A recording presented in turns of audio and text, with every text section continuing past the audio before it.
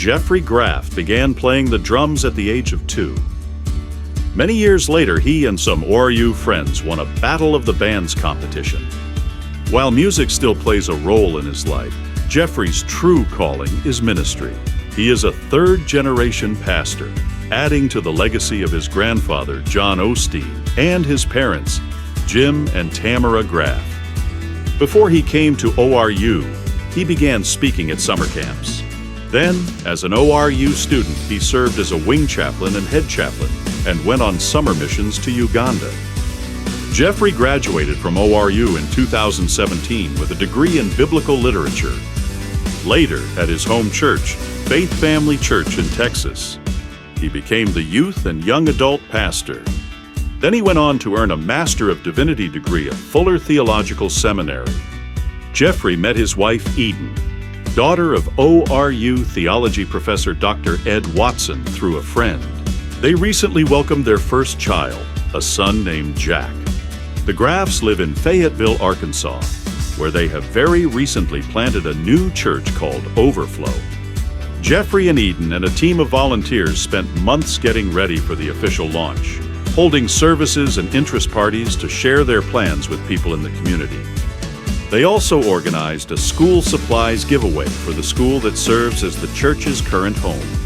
The first service took place on September 7th. It was a great day to get baptized and to worship and thank God for empowering and equipping Pastor G and his team to start the church. Geoffery says the church's vision is to help people overflow with love, joy, and hope through Jesus. That sounds a lot like the man himself, aka Buddy the Elf, who also wrote a book called Don't Waste the Wait.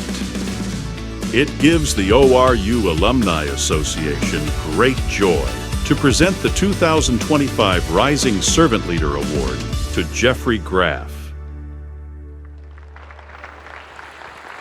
Hey everybody, how you doing? Good. I'm going to be honest with you. It feels a little bit silly to receive this award when in my heart I know that so many people sitting in this room are the reason I am becoming the person I'm becoming. I'm the youngest of 4 siblings, so naturally I was the smallest. My dad's 6'1", my mom's 5 foot maybe, and you could kind of tell whose genes I got. But growing up, there was a lot of events or ball games that I went to, and I couldn't see anything. So my dad would pick me up and he would put me on his shoulders. That way I could finally see. And I guess I kind of think that's a metaphor for life. As the saying goes, if I ever see farther, it's only because I'm standing on some giant shoulders. And so, if you don't mind, I was thinking about what I would say, and I would just like to recap my story to you guys so that you could see how utterly unimpressive I am and how thankful I am for my community. In my senior year of high school, I was actually planning to finish school, and I wasn't going to go to college at all. I was very excited about that. And then my mom had this dream from God, because I was probably too stubborn to listen to God myself. She had this dream from God where I was studying the Bible ferociously, and she told me that, and after some prayer, I realized that I was actually supposed to go study the Word of God. So Geoffery's community 1, Geoffery 0. And then I didn't know where to go. I had missed almost every college application deadline, and my SAT scores, to be honest with you, were pretty bad. And then my dad, thankfully, made some calls, and he told me about ORU, and he got me a spot here. So again, Geoffery's community 2, Geoffery 0. Along the way at ORU, I met some incredible teachers. Among them, Edward Watson, who's my father-in-law. He still makes me call him Dr. Watson.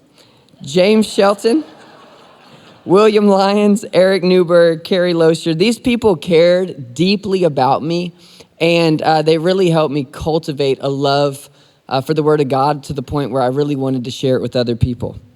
3 points for Geoffery's community, 0 for Geoffery. Then I got to cut my teeth in ministry a little bit in the chaplain program, and Clarence Boyd was a big part of just mentoring me, shaping me. I'll never forget, I got to preach to the chaplains, and it was a pretty bad message, but he encouraged me anyway, and he said something I think about all the time. He said, you know, you're going to make a great pastor because you actually think like a normal person. 4 points for Geoffrey's community, 0 points for Geoffrey.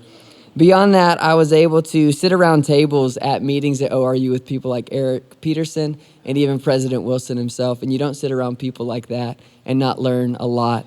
I did learn a lot about forgiveness because, as you heard today in chapel, President Wilson broke my arm. But I love President Wilson. 5 points for Geoffrey's community, 0 for Geoffrey. After ORU, I met my wife. I married into the best family I could have asked for. I love them. I don't know where they're at, but they're incredible people. And I guess what I'm saying is this. I've kind of come to view myself as a pencil. Let me explain. I hope that something beautiful comes out of my life, but at the same time, I know that if it does, it's only because there are people willing to hold me close, to guide me, to sharpen me, and to erase some of the mistakes I made along the way. So to accept this award in some sort of spotlight is tricky because the spotlight makes the person on stage look brighter by making everybody else go dark. But the truth is the brightest part of my life comes from the people sitting in the dark right now. So I love you so much. Thank you.